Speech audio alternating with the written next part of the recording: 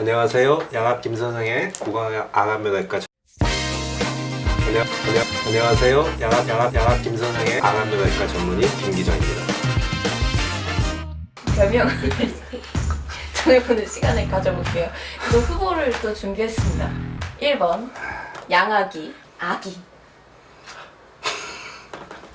우리는 그냥 스컬이라고 불러요. 스컬. 네. 그러면 스컬이라고 이름을 정할까요? 보통 이제 아까 누가 해골이라고 하는데 그건 너무 안 좋은 용어고 SK. 그러면 오늘의 주제로 들어가 보겠습니다. 겁쟁이 의사. 일단은 제가 진짜로 겁쟁이라고 저도 생각을 해요. 그리고 내가 어쩌다 이런 외과 의사의 길을 걷게 됐나. 그때 정말 겁만 공부했던 친구가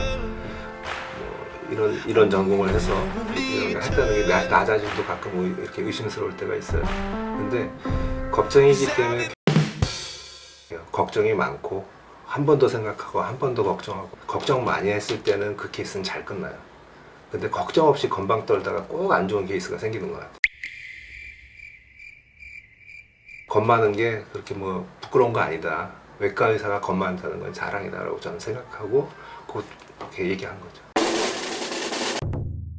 그동안 많았던 건 사실이에요. 부작용이 없는 수술이 어디 있어요. 모든 수술은 100% 부작용을 갖고 있고요. 그 부작용의 정도나 빈도가 문제인 거지 분명히 부작용은 있는 거예요. 매스컴의 양악술이 약간 타겟화된 부분도 있어요. 좀 이렇게 과하다 뭐하다 이제 성형수술의 대명사. 성형수술하면 사고가 날 수 있다. 그럴 때 이제 양악수술을 아주 그냥 하나의 타겟화해서 양악수술에서만 사고 나면 난리가 나는 것처럼. 특히나 이제 양악수술 사고라고 해서 알려진 사건 중에 양악수술이 아는 게 더 많았었어요. 그럴 정도로 빈번하지 않고 정말 부작용 때문에 못 살 정도면 제가 하지 말아야죠. 의사 양심이 있는데 그걸 어떻게 매일같이 환자를 부작용을 만들어요. 수술의 6 내지 70%가 부작용이다. 그럼 제가 이거 그만해야죠. 내가 이걸 하면서 살아요. 그러니까 그 정도는 절대로 안 되고요. 발생할 수 있는 부작용에는 어떤 것들이 있을까요? 스큘라 그러면 이제 혈관의 문제니까 출혈이나 혈행이 안 좋아서 뼈가 잘 안 붙는다든지, 그다음에 신경학적인 문제, 그러니까 감각 잃는 거 이런 거. 인펙셔스 그러면 감염의 문제. unfavorable osteotomy 그러면 잘못 잘린 거. 치아의 손상, 잘못 붙은 거, 수술하고 나서 잘 안 맞는 거, 그 교합 부정결이 오래 생긴 거, 관절 아픈 거, 템포럴 만디블라 조인트 디스오더, 잘못된 심리적 결과 그렇게 크게 나와. 뭐 하나하나 저도 다 설명드려요. 저거 다 설명드리지만 그렇게 생각하면 할 수 있는 수술은 없어요. 차근차근 믿고 저렇게 큰 문제는 안 생길 수 있도록 잘 서로 협조해서 만들어야 돼요. 근데 이제 부작용 중에 사실은 저거보다 더 무서운 건 언제나 마취 부작용이에요. 양악수술이 위험한 가장 큰 이유는 에어웨이를 막아요. 그러니까 사람이 사는데 가장 중요한 게 숨쉬고 또 혈액이 돌아야 되는데 여기를 잘라놨으니까 코는 붓고 코피 나고 입은 자꾸 묶어놔야 되고 뭐 하니까 숨쉬기가 곤란한 거예요.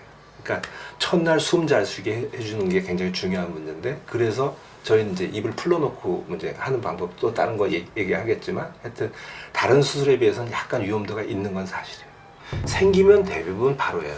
바로 생기는 부작용이 대부분이고요. 장기적으로 생길 수 있다면 이렇게 재발도 부작용의 범위로 넣는다면 그러니까 턱이 많이 나온 사람을 수술을 해서 집어넣었단 말이에요. 집어넣었는데 어느 시간이 되면 다시 나올 수 있거든요.